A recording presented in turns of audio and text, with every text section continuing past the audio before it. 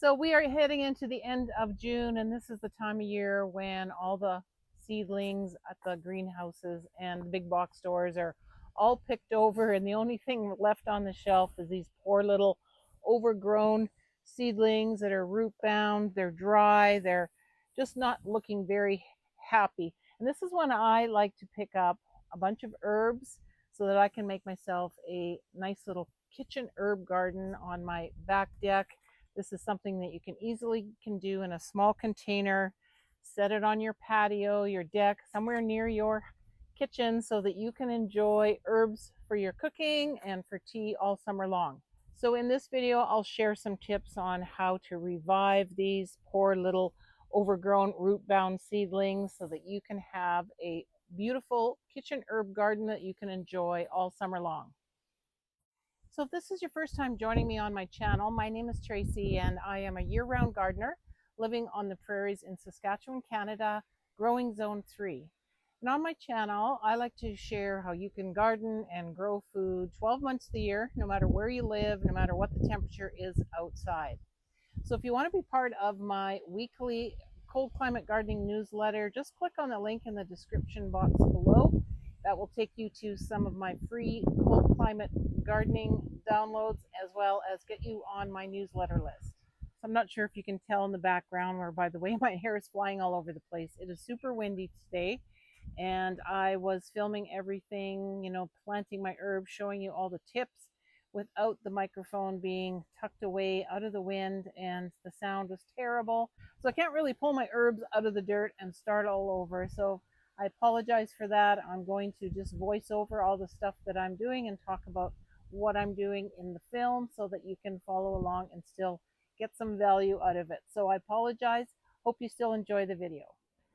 So there's a few things you want to do before you get these planted up into your space here. And one of them is to cut them down a little bit, give them a bit of a haircut, and also give them some water. This one is super root bound. It's basically bulging out of that container. So I'm just going to give all of these herbs a good soaking so that I can easily remove them from their container.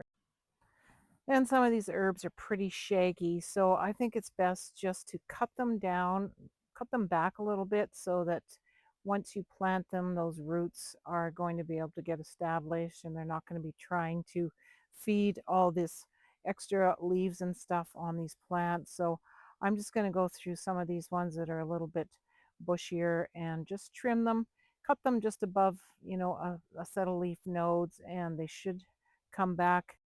I'm just enjoying the scent of this ginger mint herb. It smells so good. I'm pretty excited to try it in a tea blend.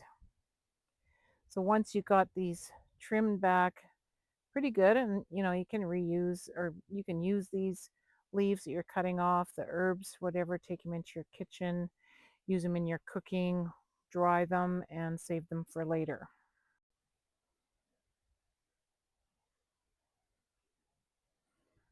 So after I've given that one a really good trimming, I'm going to try and remove it now from the pot. Like I said, it is just bulging out the sides. There's roots coming out the bottom. So I'm just loosening it up a little bit.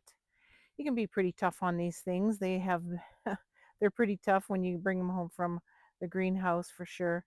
So once I pop this open, you can see how root bound this thing is. It has got huge roots. So that's one reason I will be planting this mint in its own pot, because it does have very strong invasive roots. And sometimes if you plant them with other herbs, they take up a lot of space and they steal nutrients, and they're best just to be growing in their own pot.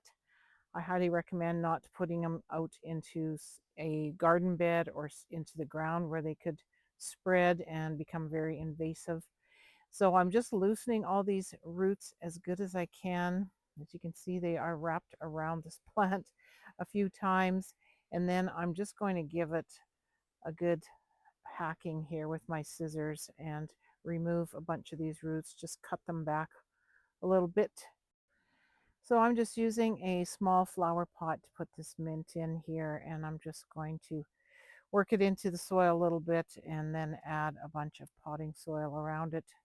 Make sure the roots are all covered up, and hopefully this plant should be happy in this space here. I will give it a good watering. I've been weathering them outside for a few days. All these herbs have been sitting out in the wind and sun, so they pretty much have been hardened off. So it should be able to adjust to the new pot and the weather fairly well. So in this large container is where I'm going to put all my herbs like that I'm going to be using for cooking. So I'm just deciding where to put them. So things like the tarragon, the thyme, the oregano, they kind of have a trailing type vines on them. So I will be planting them on the edges so that they can kind of grow over the edge. Tarragon's something I've never grown before. I'm curious to hear in the comments if you grow tarragon, what you like to use it for. It pops up in the odd recipe when I'm cooking, and it's something I never have.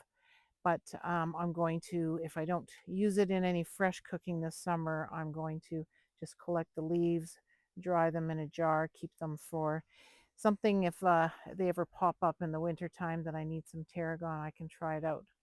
So as you can see on these, the roots are not quite as big and thick as that one mint plant, but they are fairly root bound. So I'm just going to be loosening the roots on each of these and then just plant them up in their space. You can get quite a few herbs in a small space like this. So if you have, a large flower pot or something like that, a little tiny square foot garden, this is kind of I think about a 2 by 2 size planter that I've been using for my kitchen herb garden for several years. It works out really well. I do have a lot of herbs growing out in my garden space as well. I've planted them amongst my vegetables, mostly for companion planting, pest control, and just bringing in the pollinators. So even though I have a lot of these herbs out in my garden space, I like to have some at my kitchen door, easy to get to, and I will just keep using them as needed for cooking and harvesting them whenever they need to be harvested, dry them, and put them in jars. And then I have a good supply built up for the winter. I find having a pot of fresh herbs on my patio makes a nice display as well. Sometimes you can find some nice little signs that I have here. I have a few for my herbs that I like to place around them just for a little extra decor. I would also like to invite you to join my gardening group that I have on the school platform. If you haven't already joined, it is called Gardeners Growing Together, and we are a community of cold climate gardeners that sit around and talk about everything gardening. The link is in the description box below. And I'd love to hear if you have a kitchen garden growing on your patio and what you like to grow in it. And if you haven't started one, now is the time to get to those greenhouses and big box stores and save some of those little overgrown herbs that are destined to be sent to the compost bin. Bring them home, set up your own kitchen garden. So I hope you enjoyed this video. Thank you for watching, and we'll see you on the next one.